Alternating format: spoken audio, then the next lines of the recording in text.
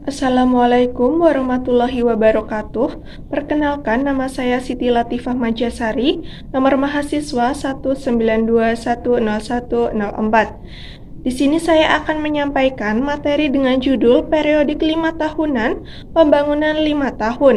Pelita berlangsung dari Pelita 1 sampai dengan Pelita 5. Pelita 1. Dari 1 April 1969 sampai dengan 31 Maret 1974. Sasaran yang hendak dicapai pada masa ini adalah pangan, sandang, perbaikan prasarana, perumahan rakyat, perluasan lapangan kerja, dan kesejahteraan rohani. Pelita 1 lebih menitik beratkan pada sektor pertanian.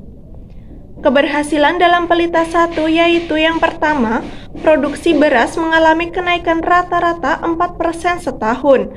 Kemudian yang kedua, banyak berdiri industri pupuk, semen, dan tekstil. Kemudian yang ketiga, perbaikan jalan raya. Yang keempat, banyak dibangun pusat-pusat tenaga listrik. Kemudian yang terakhir, semakin majunya sektor pendidikan. Selanjutnya Pelita 2, dari 1 April 1974 sampai dengan 31 Maret 1979. Sasaran yang hendak dicapai pada masa ini adalah pangan, sandang, perumahan, sarana dan prasarana, mensejahterakan rakyat, dan memperluas lapangan kerja.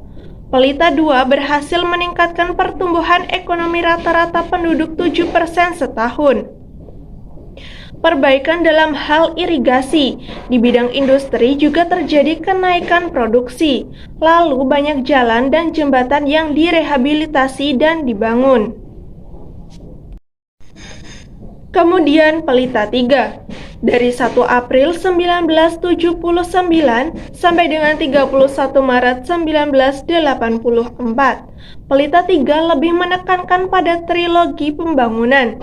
Asas-asas pemerataan dituangkan dalam berbagai langkah kegiatan pemerataan, seperti pemerataan pembagian kerja, kesempatan kerja, memperoleh keadilan, pemenuhan kebutuhan sandang, pangan, dan perumahan. Pelita 4, dari 1 April 1984 sampai dengan 31 Maret 1989. Pada Pelita 4 lebih dititik beratkan pada sektor pertanian menuju swasembada pangan dan meningkatkan industri yang dapat menghasilkan mesin industri itu sendiri. Hasil yang dicapai pada Pelita 4 adalah swasembada pangan. Pada tahun 1984, Indonesia berhasil memproduksi beras sebanyak 25,8 ton. Hasilnya, Indonesia berhasil swasembada beras. Kesuksesan ini mendapatkan penghargaan dari FAO, Organisasi Pangan dan Pertanian Dunia, pada tahun 1985. Hal ini merupakan prestasi besar bagi Indonesia. Selain swasembada pangan, pada Pelita 4 juga dilakukan program KB dan rumah untuk keluarga.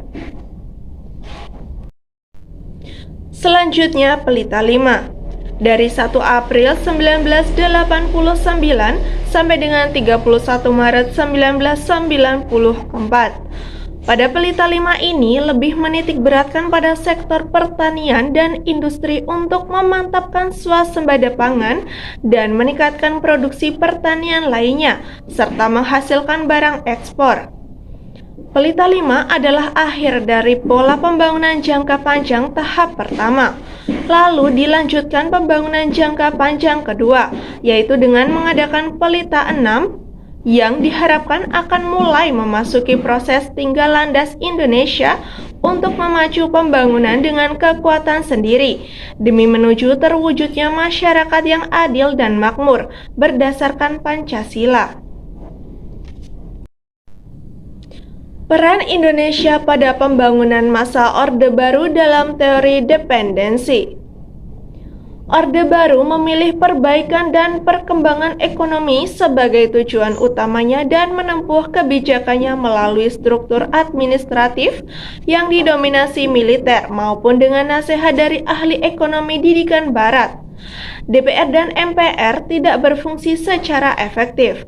Anggotanya bahkan seringkali dipilih dari kalangan militer, khususnya mereka yang dekat dengan cendana. Hal ini mengakibatkan aspirasi rakyat sering kurang didengar oleh pusat. Kemudian, pembagian PAD juga kurang adil karena 70% dari PAD tiap provinsi tiap tahunnya harus disektor kepada Jakarta, sehingga melebarkan jurang pembangunan antara pusat dan daerah.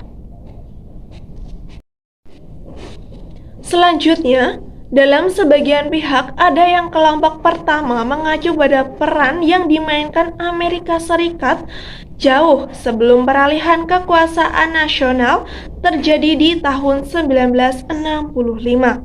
Amerika Serikat telah memplot strategi ekonomi versi mereka dengan memakai tangan orang-orang Indonesia, orang-orang yang oleh David Ransom disebut mafia Berkeley, melalui program beasiswa ke Universitas California dan pendidikan di sekolah-sekolah staf komando Angkatan Darat.